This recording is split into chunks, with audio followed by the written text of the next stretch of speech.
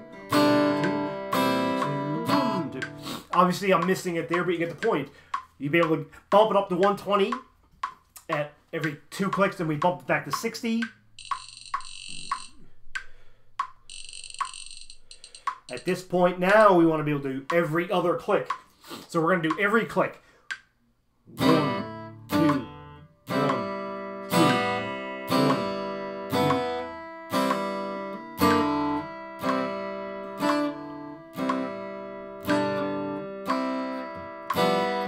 So at this point, though, along the way, the last couple there, I was speeding through it. I'm not up to speed, but before you bump it up, you need to be clean. Being clean is absolutely more important than being fast, because you don't want to train incorrectly. But you get the point. So you go, start off 1 click, 1 change every 4 clicks, up to 120, 1 change every 2 clicks, up to 120, 1 change every click, up to 120, and then you start getting into more advanced. So you can do 2 changes every click, and you're getting into, instead of doing quarter notes, you're going to do 1/8 notes, and you can get into 16th notes, and you get really advanced, you get 30-second notes. Anywho, but that's the process. That's the process I got to go through to learn this. But how are we doing on time? We're 35 minutes in. I'm going to end it. So that's easy to do. So we're talking about 3 finger. The last thing I'm going to talk about is splitter exercises, because this is going to help you learn new chords. It's really about finger independence. So when I'm switching between C and G, you really want all 4. What you're really aiming for is all fingers to move simultaneously. In order to do that, each finger needs to be able to move independently. It needs to go where it needs to go right away without having you think about it. That's called muscle memory. But when you're starting out, you don't have that muscle memory, and you don't have finger independence. So say if I was here, and I need to go here. So really, what I really want to do is this finger here goes down to here. So if I'm doing that, so if I'm doing here and here. So really, this finger should be able to move, the ring finger should be able to move independently of the other one. I should be able to put that there separately. Likewise, with all the fingers, they should be able to move independently, and you shouldn't have to think about it. So, and there's another exercise that I think will help you be able to get that. So really there's in this book, they talk about the first 100 chords. Really what they talk about, and I think Justin Guitar talks about, is called the air changes. So be able to change the chord in the air. So here's C, and we want to be able to move here. So lift off, and then we move your fingers into the shape in the air before you land them down. Can you do that? How do you do that? Because what I found, I couldn't do that. No matter how hard I tried, my fingers just didn't move that way. I needed to learn that. But I've been doing exercises called finger independence exercises, which helps with that. But Justin Guitar or Marty Schwartz, they don't talk about... They talk about this, but it's a separate concept in their minds. So when you want to learn chord changes, I think... So say if your daily routine... really comes back to your daily routine. So you're gonna, as part of your daily routine, you're going to spend so much time practicing chord changes. But as part of your daily routine, I think you should be doing spider exercises. And I dropped my pick again. I'm going to grab another one here. Doesn't matter. So really, spider exercises, in this case, all 4 fingers, any fret. It doesn't particularly where you start. And now what I'm going to do, I'm going to move each finger down one string independently. I'm going to keep all these 3 fingers on the same string. I'm going to start on the low E. I'm going to move the index finger down one string, and I'm going to pick that. Then I'm going to do the same thing for the middle finger without moving any other finger. And the same thing for the ring finger. And then the same for the pinky. And I'm going to keep doing that.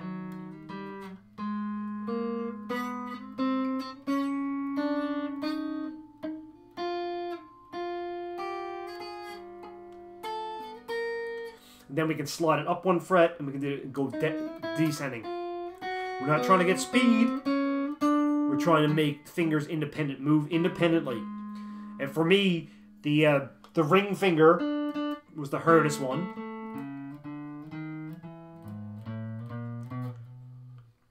And then we keep doing it again.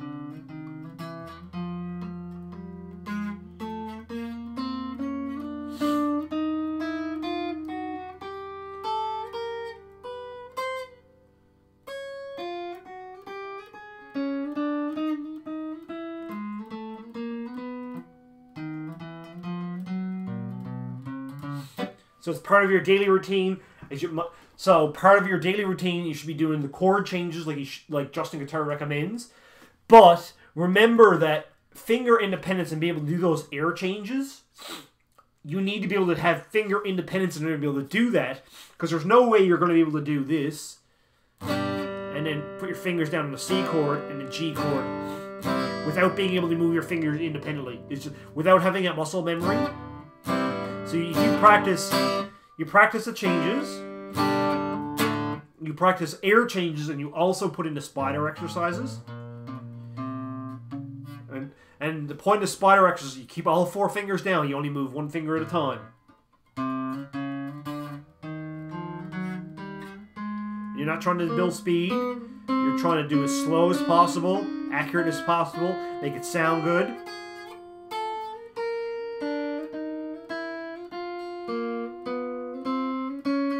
More importantly, 1 finger at a time should move. And then that's it. So that's a couple things you can do. Practice each chord. The 1 minute changes like Justin recommends. You can do the metronome as in this book.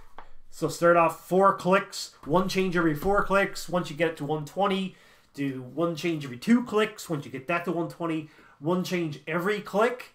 If you're really adventurous, you can do 2 changes per click. 4 changes per click, 8 changes per click. So now you're into... If you get to that high, you're really good, really advanced, and you can do a lot of 16th note strumming.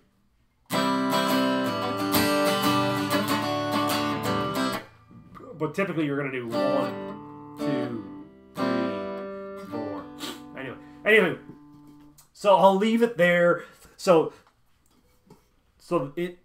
We started off with the G chord. So we can play the 3-finger G, the 4-finger G, and then 3-finger G with the alternate fingering, which is without using this finger, your index finger, which is the same thing you do for like an E chord. So if I play an E chord, but if I want to do the same thing with these fingers, and then I can do the F bar chord. Same concept, as you want to switch to not use your index finger. So then that lets you use that as a bar. And then that's the same thing that we're doing with the G chord. So now when I do this, in theory, there's a G chord. I should be able to do is move it up 1 and bar it up here. And then that should be an A. Is that an A? I don't know. No, that would be G sharp. Moving it up 1 fret. Alright, so we're doing here. Move it up 1 fret. And then move it up another fret. That should be A. Anyway, that's beyond the scope of this. So to learn a new chord, you can do the 1-minute changes, you can do air changes, you can do the spider exercises, and you should be doing all these things daily over a course of several months, and then you'll really be able to do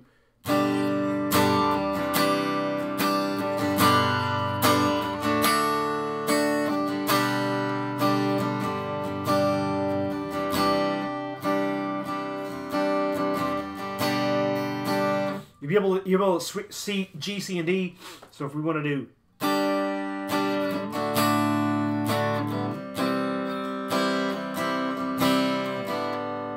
and then I should be able to do this. Obviously, I can't. See if I can do G, C, and D. So with them.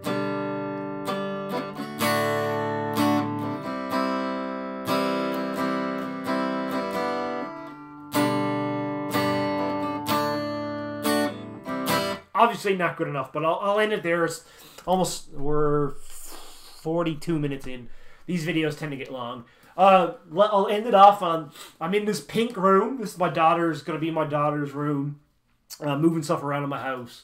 So temporarily I'm in here. Eventually I'll move in her current room, and then we'll switch rooms, and then I'll have a room dedicated to recording these videos. Maybe I'll get a little bit more professional and do stuff like Justin. So shout out to Luke. Keep up the progress, Luke. Love your videos. I wish I had do a little bit more professional recording and be more of a professional YouTuber. But for now, I'm just recording the videos straight, uploading them directly. I'm not doing any post processing. So you get me in the raw. So that's it. JT out. We'll see you next time. Cheers.